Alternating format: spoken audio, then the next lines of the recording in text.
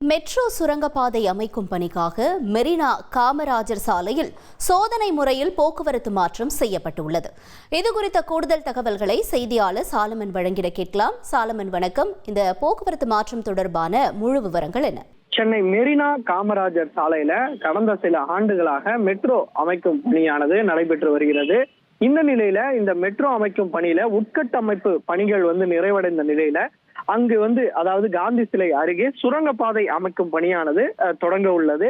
இதனால அங்கு போக்குவரத்து மாற்றம் செய்யப்பட்டுள்ளது. குறிப்பாக அந்த காந்தி சிலை அருகே இருக்கக்கூடிய அதாவது சாந்தோமிலிருந்து வரக்கூடிய வாகனங்கள் மற்றும் இந்த புறம் அதாவது கண்ணகி சாலையிலிருந்து எதிர்ப்புறமாக வரக்கூடிய வாகனங்களுக்கு ஒரு வழி பாதையை மட்டும் அடைத்து விட்டு ஒரு வழி பாதையில இருவழி பாதையாக அமைக்கப்பட்டு தற்போது வாகனங்கள் அதே போல செல்லும்படி போக்குவரத்து மாற்றமானது செய்யப்பட்டுள்ளது.